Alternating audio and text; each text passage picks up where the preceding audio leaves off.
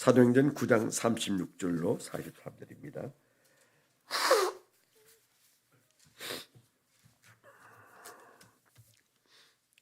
사도행전 9장 36절로 43절.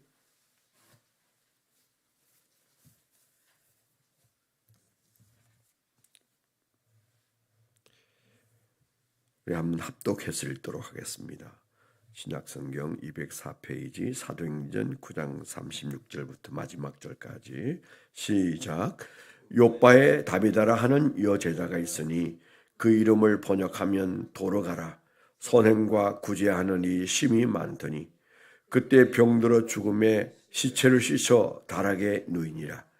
룻다가 욥바에서 가까운지라 제 아들이 베드로가 거기 있음을 듣고 두 사람을 보내어 지체 말고 와 달라고 간청하여 베드로가 일어나 그들과 함께 가서 이르매 그들이 데리고 다락방에 올라가니 모든 과부가 베드로 곁에 서서 울며 도로가가 그들과 함께 있을 때에 지은 속옷과 겉옷을 다 내보이거늘 베드로가 사람을 다 내보내고 무릎을 꿇고 기도하고 돌이켜 시체를 향하여 이르되 다비다야 일어나라 하니 그가 눈을 떼 베드로를 보고 일어나 앉는지라. 베드로가 손을 내밀어 일으키고 성도들과 과부들을 불러들여 그가 살아나는 것을 보이니 온 욥바 사람이 알고 많은 사람이 주를 믿더라. 베드로가 욥바에 여러 날 있어 시몬이라 하는 무두장유의 집에서 머무니라. 네. 오늘 주신 말씀, 그 말씀을 적용하기 위한 제목으로 이런 제목을 정해봤습니다. 하나님은 그 백성의 선행에 감동하신다. 하나님은 그 백성의 선행에 감동하신다. 그런 제목을 적어봤습니다. 오늘 말씀이 어려운 구절은 없지만 43절에 보면 이제 새로운 번역에 피장이라는 말을 무두장이라고 하는 단어로 바꾸어 놨습니다. 더 어려운 것 같습니다. 피혁 공장하는 사람, 피혁 장사. 그러니까 그 동물의 그 가죽을 다루는 사람, 그런 뜻인데 무두장이는 더 어렵네요. 여튼 무두장이 그런 뜻이라고 생각이 됩니다. 네, 욥바는 지중해 연안에 있는 그 이스라엘의 그 지중해 연안은 텔아비브를 먼저 생각하시면 됩니다. 그래서 맨 동쪽에 이스라엘의 중간 지점, 허리 중간 지점에 동쪽에 사해가 있으면 그 산으로 올라가는 바로 그 중간 지대, 그러니까 중간의 중간이 예루살렘이다.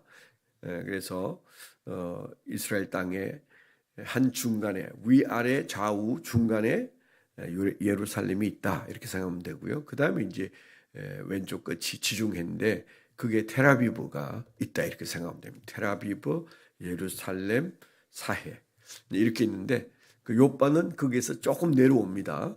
가자와 텔아비브 사이에 욥바가 있다. 이렇게 생각하면 얼추 맞지 않을까 이렇게 생각하면 될 것 같습니다. 지금도 그 욥바는 항구 도시로 꽤 큰 도시로 자리 잡고 있더라고요. 옛날의 흔적들이 아직도 그대로 있는 곳입니다. 거기에 사는 다비다 혹은 도로가 두 이름이 다 그 당시에는 히브리식 이름이냐 헬라식 이름이냐 거기에서 이제 이름이 두 개씩 달리는 거죠. 그래서 일본식 이름이냐 한국식 이름이냐 옛날 그럴 때가 있었잖아요. 그래서 게바 혹은 베드로 이렇게 그 이름이 한 두 개씩 가지게 되는 이유가 그런 것 같습니다. 한때는 저희 교회가 여선교회 중에 다비다 여선교회, 도루가 여선교회 이런 여선교회가 있었습니다. 그런데 바로 이 다비다 혹은 도루가라고 하는 여인이 죽었을 때 그때 베드로를 청하고 베드로가 살려낸 사건이다. 우리가 이렇게 기억합니다. 오늘 말씀을 묵상하면서 그 말씀에서 느끼는 감동은 그냥 베드로의 기도의 능력이 있다는 것도 아니고 또 그게 눈물 흘리면서 도로가에 선행을 말하는 사람들의 어떤 감동적인 모습도 의미가 있지만은 하나님은 이런 사람에게 감동을 받으시는구나 하는 감동이 많이 왔어요. 바로 그 다비다라고 하는 한 여인에 대하여 하나님께서 살리신 역사는 베드로의 기도가 세서 살린 것은 아닌 것 같습니다. 그 다비다가 살아난 가장 큰 이유는 하나님이 그 여인과 그 여인을 둘러싼 사람들의 지금 현재 사후의 모습들을 보면서 그 여인이 죽고 숨쉬지 않고 있는 동안에 일어난 일들을 하나님께서 보시고 이 여인을 베드로에게 살려내게 하셨다. 이제 저는 그런 감동을 받습니다. 성경에 죽었다가 살아난 사건이 더러 있습니다. 많지는 않아도 구약부터 신약이 이르기까지 죽었는데 살아나는 경우가 혹 있죠. 이유 없이 살아나는 경우는 하나도 없습니다. 그냥 우리가 기도가 열심히면 살아나고 그런 건 아니죠. 믿는 자들에게 죽음은 살아있는 호흡하는 만큼이나 의미 있는 것이기 때문에 죽음을 실패로 보거나 끝으로 볼 수 없는 것이기 때문에 믿는 자의 죽음은 아름다운 것이죠. 그렇기 때문에 하나님이 그 죽음을 물릴 마음이 별로 없으십니다. 그럼에도 불구하고 그 죽음을 다시 돌이켜 놓을 때는 그럴 만한 이유가 거기엔 반드시 있는 것이죠. 그 이유를 우리는 묵묵히 깊이 묵상해 볼 필요가 있다. 이제 그런 생각이 들고요. 그럼 이 여인은 왜 살아났느냐? 그런 질문을 던지게 되는 거죠. 여러분도 아마 그런 질문이 있을 겁니다. 이 여자를 왜 살리셨지? 스스로 다시 깨어난 것은 아니고 하나님이 살리신 것이 확실하다면 그러면 그 여인이 살아난 배경에서 우리가 볼 수 있는 것이 그냥 이 여인의 어떤 살아온 인생에서의 아주 특별한 궤적이 살아나게 했느냐, 아니면 베드로의 기도가 능력이 있었느냐, 그 여인들의 슬픔이 너무 컸느냐, 또 뭐 우리가 여러 가지 생각해 볼 수 있겠습니다. 결국 그 끝에는 하나님의 의도, 하나님의 의도하심으로 갈 수밖에 없어요. 특히 오늘 말씀에 보면 베드로가 아주 엄청난 기도를 했잖아요. 저 그 안전뱅이를 일으킬 때 은과 금은 내게 없거니와 내게 있는 것으로 내게 주노니 나사렛 예수의 이름으로 일어나 걸어라. 그러면서 안전뱅이를 일으킨 사건을 우리가 기억합니다.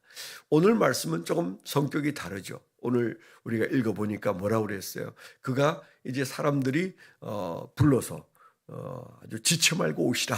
그래서 그가 지체하지 않고 이제 달려갔는데, 달려가서 그가 뭘 했습니까? 사람들이 얘기를 들은 다음에 사람들을 내보내고 그 다음에 무릎을 꿇고 기도하고 그랬어요. 먼저 그는 하나님께 무릎을 꿇고 기도했어요. 그 다음에 그가 그 시체를 향하여 선포합니다. 그러니까 먼저 기도하고 그 다음에 선포했어요.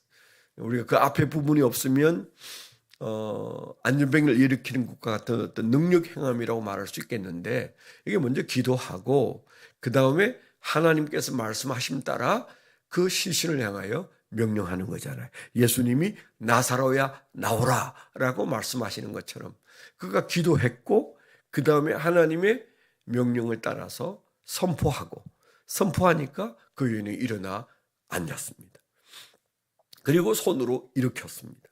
이제 이런 사실들을 여기 잠깐 보면 하나님께서 그 여인을 살리셨구나. 하나님께서 그 여인을 살리라고 그에게 선포하라고 기도 중에 베드로에게 명령하셨구나. 이걸 우리가 쉽게 볼 수가 있는 장면입니다. 그러니까 여기에서 우리가 그냥 갑자기 베드로의 권세나 능력을 끌고 나오는 것은 조금 무리가 있다. 이제 이렇게 생각하고요. 그러면 더더욱이 왜 하나님은 기도 중에 있는 베드로에게 그 여인을 살려내라고, 그 여인에게, 죽은 여인에게 선포를 하라고 그렇게 말씀을 하셨을까? 뭐 우리가 성경에 나와 있지는 않습니다. 그러나 그 앞에 나와 있는 얘기들을 보면 그 여인이 아가도스였다, 이런 헬라어가 나오거든요. 그 여인이 그 주변 과부들과 많은 사람들에게 그 여인은 착한 자였다, 그렇게 기록되어 있습니다. 그러니까 그 여인의 착한 모습, 특별히 그 착하다는 말과 함께 그 이름도 그 도르가라, 그렇게 했는데, 여기에 보니까 선행과 구제가 심이 많았는데 이 사람을 일컫는 별명이 또 하나 더 있어요. 그게 뭡니까? 여제자가 있으니, 그런 별명이 나와요. 여제자가 있으니. 그러니까 이때까지는 사실은 제자라는 단어를 쓰기가 그렇게 용이하지 않았습니다. 왜냐하면 11명의 제자, 그 11명의 제자가 지금 현재 초대교회를 이끌어가고 있었어요. 그래서 제자하면, 마테테스 하면 그들을 연상하고 있을 때였고, 점점 이제 예수 믿는 사람, 그런 사람들을 일컬을 때 제자란 말을 조금씩 쓰고 있을 때, 뭐 우리가 그때라고 생각하면 좋아요. 그러니까 이 요바에 사는, 예루살렘도 아니고 한참 그 당시에 걸어 다니고 마차를 타고 다닌다고 생각한다면, 그 높은 곳에 있는 예루살렘 그 교회까지는 엄청 멀리 있는 거리입니다. 그렇기 때문에 이 여인이 요바에 사는 여인으로서 신앙생활을 예루살렘에서 한 사람은 분명히 아닌데, 어떻든 이 여인이 예수의 제자였다, 여제자라는 단어가 등장하잖아요. 그래서 특별하다. 이미 이 여인은 예수님의 제자로서 자리를 굳힌 사람이고, 선한 행위와 구제, 아주 특별한 그런 사람이었다, 이런 것을 우리가 짐작해 볼 수 있는데, 그러면서 거기에 곁들여진 그 여인의 선행을 잊을 수 없어 눈물 흘리는 그 여인의 죽음을 돌이켜 놓고 싶은 수많은 사람들의 간절함을 하나님이 보시고 감동받으셨다, 이런 생각이 듭니다. 우리가 하나님을 어떻게 생각하느냐가 우리 신앙이 굉장히 중요해요. 제가 종종 하는 얘기인데, 우리가 성경을 읽고 묵상할 때 거기에서 절대 놓쳐서는 안 되는 것이 하나님의 마음이죠. 사람이 뭘 얼마나 잘했느냐, 이런 것을 성경에서 묵상하기에 앞서 이 말씀에서 나타나는 하나님의 마음은 뭐냐, 우리가 그런 질문을 꼭 던져야 되는 것이죠. 왜냐하면 하나님이 쓰셨고 하나님의 마음에서 이 말씀이 나왔고 하나님이 하시고자 하시는 말씀이 그 안에 있는 것이죠. 하나님의 마음을 읽는 것이 성경을 읽는 것입니다. 성경에서 하나님의 마음은 조금도 모른 채 우리가 움직이는 사람들만 본다면 성경을 반만 우리가 묵상하고 해석한 거죠. 그럼 여기에서 우리가 좀 도르가도 들여다봐야 되겠고, 그 여인들도 봐야 되겠고, 베드로도 봐야 되겠고, 뭐 그렇겠지만은 여기에서 가장 우리가 두드러지게 보는 것은, 하나님은 왜 이 여인을 살리셨는가, 그런 질문으로 이 말씀을 묵상할 수밖에 없지요. 제 생각에는 하나님은 하나님의 백성의 선행에 대하여 민감하시다. 하나님은 이 도르가의 선행에 대하여, 그의 착함에 대하여 깊은 관심을 가지고 계셨다. 그래서 1년에 일어난 일들에서 하나님이 우리에게 하시는 말씀은 도르가의 선행이에요. 사람들이 칭송할 만큼, 베드로가 감동받을 만큼 하나님이 또 감동받으셔서 그 여인을 살리실 만큼, 그 기적을 행해서 살려낸다는 것은 하나님의 결단이 필요한 부분이거든요. 애따 살아라, 이건 아니잖아요. 그렇다면 그 하나님이 이 여인을 살리는데 하나님은 무슨 마음으로 살리셨을까? 하나님의 가슴 속에 여인이 새겨진 거죠. 이 여인의 지나간 세월 동안에 행한 선한 행위가, 그 믿음 안에서 행한 선한 행위가 주님의 마음에 채곡채곡 쌓였다가 이 여인의 죽음 앞에서 역사가 일어났다. 하나님을 감동시켜 드렸다. 그런 마음이 듭니다. 뭐 꼭 그것만은 아니겠죠. 그 외에 우리가 몇 가지 좀 찾아볼 수도 있습니다. 도르가를 살리고자 하시는 주된 하나님의 의도는 그의 선한 삶이 동기가 되었다는 것은 틀림없는 일이고, 또 한 가지는 하나님의 능력을 드러내야 할 시기였고, 또 주의 종 베드로의 어떤 영적인 권위도 좀 일으킬 필요가 있으셨고, 또 우리가 성경의 맨 끄트머리에 보면 그를 일으킨 다음에 사람들을 다 불러들여서 살아난 것을 증명해 보였을 때 많은 사람들이 주를 믿었다, 그렇게 기록되어 있어요. 42절에 온 요파 사람이 알고 많은 사람이 주를 믿더라. 알기는 다 알았어요. 근데 다 믿은 것은 아닌 것 같습니다. 그래서 표현이 온 요파 사람이 알았다. 그러니까 요파 동네에 모르는 사람이 없이 다 뉴스로 번져갔고, 그 다음에 그 중에 많은 사람이 주를 믿더라라고 하는 요 42절의 말씀을 보면 주님의 또 다른 의도는 그들이 그 기적을 통해서 예수를 믿는 거죠. 지난 주일날도 말씀을 드린 대로 교회에서는 선포도 있어야 되고 캐리그마, 디다케, 가르침도 있어야 되는데 빼놓을 수 없는 것이 테라파우가 있어야 된다. 테라피가 있어야 된다. 치료가 있어야 된다. 그래서 하나님의 교회 이 세 가지가 함께 있을 때 그때 역사가 일어나는 거죠. 죄송합니다.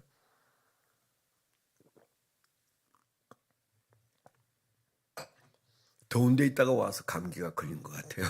거기선 괜찮았는데 거기 날씨가 조금 덥다 생각했는데 캄보디아가 여기 오니까 춥다 이런 생각이 들더라고요.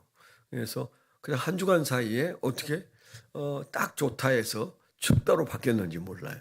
느낌에 춥다 생각했더니 감기가 다시 온 것 같습니다. 그래서 주님께서 의도하시는 바가 한 가지만은 아니었겠지만은 하나님의 의도하심보다 앞서 중요한 것은 하나님의 감동이다. 그런 은혜가 이 말씀 안에 있어요.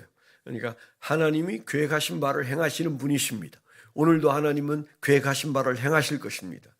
한치 오차도 없이 하나님은 하나님 뜻을 펼칠 것입니다. 그런데 그 뜻 가운데 사람을 살린 뜻은 하나님의 계획하신 바라기보다는 하나님의 감동하심을 우리가 전제로 하고 있다. 그런 마음이 들지 않으세요? 하나님은 이 도르가와 그 여인에 대한 사람들의 추억 앞에 마음에 감동을 받으셔서 기도 중에 있는 베드로에게 살려내라, 선포해라, 그렇게 말씀하셨을 것이다. 그런 생각이 드는 거죠. 오늘 우리가 하루를 살 동안도 우리 마음속에 어떻게 내가 하나님을 감동시켜 드릴 수 있을까? 내가 하나님의 마음을 기쁘게 드릴 게 도대체 뭘까? 내가 어떻게 살면 하나님이 기뻐하시고, 어떻게 마음을 쓰면 하나님이 기뻐하시고, 어떻게 말하면 하나님께서 좋아하실까?